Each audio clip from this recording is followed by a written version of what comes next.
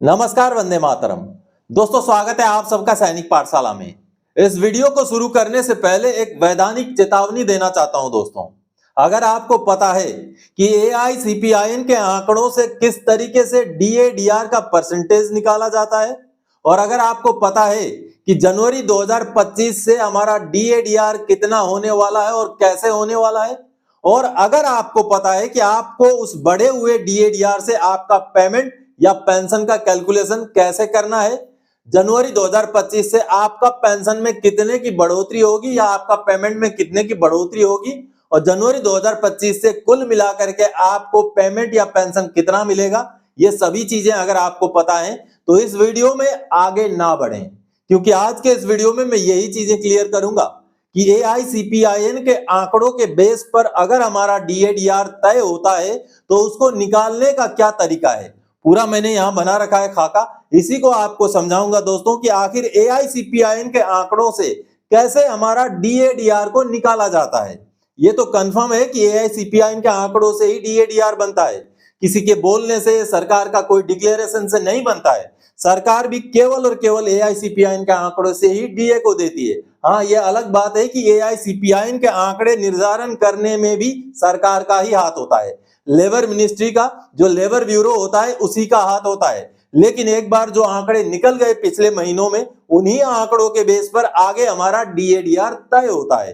तो चलिए आज के इस वीडियो में इसी चीज को क्लियर करूंगा और साथ ही साथ आगे बताऊंगा कि जनवरी 2025 से आपका पे पेंशन में कैसे बढ़ोतरी होगी, कितने की बढ़ोतरी होगी। जिनको पता है वो आगे ना बढ़े, जिनको पता नहीं है, जिनको जानना है ये सभी चीजें, वो ही इस वीडियो में आगे तक बने रहें। तो चलिए वीडियो में आगे बढ़ने से पहले हमेशा की तरह मेरा आप सबसे आग्रह है दोस्तों, अगर सैनिक पाठशाला चैनल का वीडियो आप पहली बार देख रहे हैं या अभी तक चैनल को सब्सक्राइब नहीं किया है तो चैनल के साथ जुड़े रहने के लिए, इसका हिस्सा बने रहने के लिए और आपसे जुड़ी हुई भरोसेमंद जानकारियों को पाते रहने के लिए चैनल को सब्सक्राइब जरूर करें। चलिए दोस्तों आगे बढ़ते हैं। सबसे पहले अंदाजा नहीं, सटीक आंकड़ा, सटीक कैलकुलेशन है जनवरी 2025 से बढ़ने वाले डीएडीआर का। जी हां, अब मैं आगे समझाऊंगा कि 7वें पे कमीशन के बेस पर जो हमें डीएडीआर मिलता है एआईसीपीआई के आंकड़ों के बेस पर, उसको अब बिल्कुल क्लियर तरीके से आपको समझाऊंगा आसान भाषा में, जिससे आपको समझ आएगा कि आखिर 2025 से जनवरी से हमारा डीएडीआर बढ़ेगा तो कितना पहुंचेगा और कैसे उसका कैलकुलेशन होगा। तो चलिए दोस्तों, सबसे पहले हमें लेना पड़ेगा पिछले 12 महीनों का एआईसीपीआईएन का आंकड़ा जो मैंने यहां लिया हुआ है। जनवरी 2024 से लेकर के नवंबर 2024 तक के आंकड़े आ चुके हैं दोस्तों, और इन आंकड़ों में अगर देखेंगे तो हर महीने कुछ ना कुछ बढ़ोतरी है। केवल 1 या 2 महीने ऐसे हैं जो पिछले महीने से एआईसीपीआईएन का आंकड़ों में कटौती हुई है या कमी हुई है। आप यहां पर देखेंगे 139.2 से 138.8 हुआ है। ये जगह पर थोड़ा सा कमी हुआ है एआईसीपीआईएन के आंकड़ों में, 0.3 का कमी हुआ है। अगर देखेंगे तो 0.3 का कमी यहां पर हुआ है, और अगर आगे आप देखेंगे तो सभी में फिर से बढ़ोतरी होती गई है। और आगे इसी तरीके से अगर आप पूरा देखेंगे तो ज्यादा से ज्यादा यही 0.3 की ही कमी एक बार हुई है, बाकी समय पे लगभग बढ़ोतरी ही हुई है। और यहां कहीं एक बार कमी हुई है जो कि 0.1 की कमी हुई है। ये देखिए 142.7 था जुलाई में, अगस्त में 142.6 हुआ, यानी कि 0.1 की कमी। तो इसी हिसाब से मैंने दिसंबर महीने के आंकड़ों को 0.3 कम करके लिया दोस्तों। अगर कम होगा भी तो 0.3 होगा, क्योंकि अक्टूबर के आंकड़े 144.5 के हैं, तो नवंबर के आंकड़े भी 144.5 के हैं, तो दिसंबर के आंकड़ों में तो 99.9% चांसेस हैं कि बढ़ोतरी होगी एआईसीपीआईएन के आंकड़ों पे। लेकिन फिर भी मैं कम ले रहा हूं और 0.3 की कमी ले रहा हूं, 144.2 ले रहा हूं। तो चलिए अब फॉर्मूले में आगे चलते हैं कि इन 12 महीनों के डीएडीआर का जो एआईसीपीआईएन का जो आंकड़ा है उससे डीएडीआर कैसे बनेगा। तो दोस्तों सबसे पहले तो हम इन 12 महीने का टोटल निकालेंगे, और टोटल निकल रहा है 1699.5। अब इसको हम 12 महीने से डिवाइड करेंगे, जिससे एक एवरेज निकल जाएगा, ठीक है, जो कि एक महीने का एआईसीपीआईएन का आंकड़ा होगा।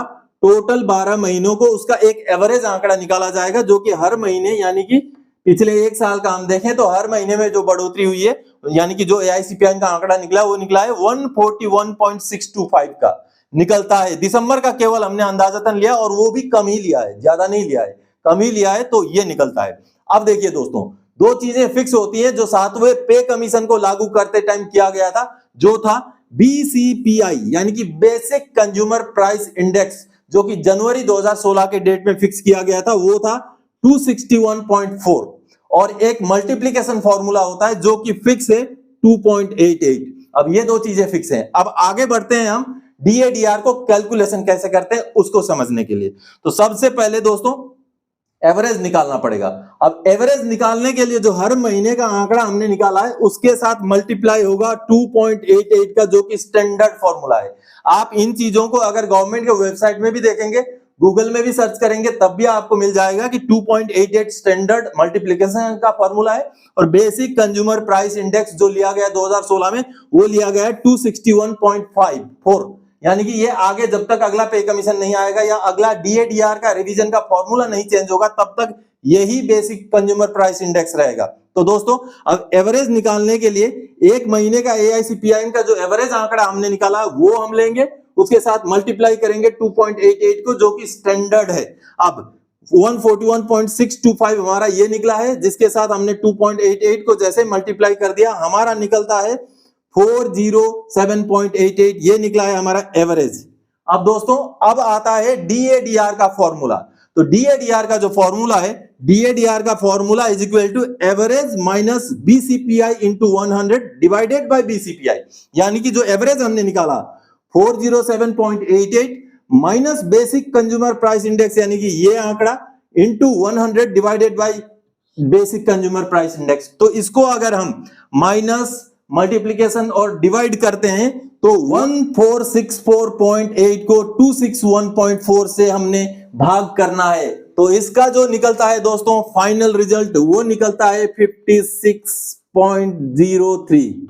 अब देखिए 56.03 निकला, जो कि हमारा डीएडीआर होगा जनवरी 2025 से। मैंने यहां आंकड़ा दिसंबर का अंदाजतन लिया है, लेकिन फिर भी कम लिया है। यानी कि दोस्तों 56 से नीचे हमारा डीएडीआर नहीं आएगा। अगर ये आंकड़ा बढ़ जाता है फिर भी हमारा 56 ही रहेगा। यह आंकड़े में अगर बहुत भारी उछाल होकर 150 के आसपास पहुंच जाए तब की बात अलग है। अदरवाइज नॉर्मली अगर 145, 146 तक भी जाएगा तब भी हमारा डीएडीआर का आंकड़ा 56 ही रहेगा। और एक चीज क्लियर कर दूं, पिछले वीडियो में मैंने बताया था कि जो राउंड ऑफ होता है, अगर 0.50 से ऊपर चला गया तो अगले स्लैब में जाता है, जो कि बहुत सारे व्यूअर्स ने कमेंट किया कि ऐसा नहीं होता है। तो जी हाँ, बिल्कुल नहीं होता है। अगर यहां पर 56.99 भी हो तब भी ये 56 ही काउंट होगा। यानी कि दोस्तों 56 है तो 56, अब हमारा निकला है 56.03। तो हमारा अभी डीएडीआर जनवरी 2025 से 56% मिलेगा दोस्तों, जो कि 99% क्लियर हो गया पूरे सरकारी आंकड़ों के साथ दोस्तों, एआईसीपीआई का आंकड़ों के साथ। चलिए अब मैं आपको बताता हूं कि हर महीने के पेंशन में जनवरी 2025 से कितने की बढ़ोतरी होगी।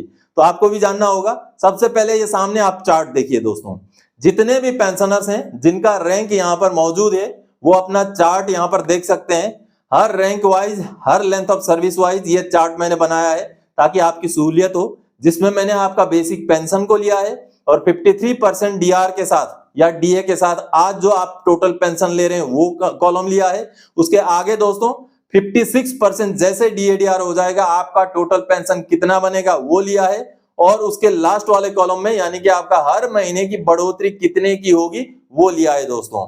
मैं इसको स्क्रॉल करता जा रहा हूं, आप इसको जहां पर भी आपका रैंक या आपका लेंथ ऑफ सर्विस है वहां पर आप समझ सकते हैं। फैमिली पेंशनर्स के बारे में भी यहां पर पूरा डाटा है। तो जिसका भी जहां पर आपका बेसिक पेंशन का आंकड़ा है वहीं पर वीडियो को पॉज करके आप अच्छी तरह से समझ सकते हैं कि आखिर आपका पेंशन अब 53% से जैसे 56% जनवरी 2025 से डीएडीआर इंप्लीमेंट हो जाएगा तो कितना आपको मिलेगा और हर महीने में आपका पेंशन में कितना बढ़ोतरी होगा, पूरा का पूरा डाटा अभी आपने देखा दोस्तों। इसके अलावा अगर किसी का इस आंकड़ों में जो मैंने अभी आपको दिखाया टेबल, उसमें अगर आपका किसी का नहीं है तो आपका जो भी बेसिक पे या बेसिक पेंशन है जिसके ऊपर डीएडीआर लगता है, चाहे आप सर्विस में है, आपका जो बेसिक है उस पर जो डीए लगता है उसको आप जो बेसिक है उसको आप 1.56 से मल्टीप्लाई कर दीजिए। आपका टोटल मिलने वाला जनवरी 2025 से बढ़ोतरी के साथ जो भी पेमेंट होगा या पेंशन होगा वो निकल के आ जाएगा। तो दोस्तों आज के इस वीडियो में इसी जानकारी के साथ आया था। आगे और कोई जानकारी था आपसे सरोकार रखने वाला विषय लेके मैं फिर से हाजिर हो जाऊंगा। तब तक के लिए जय हिंद दोस्तों।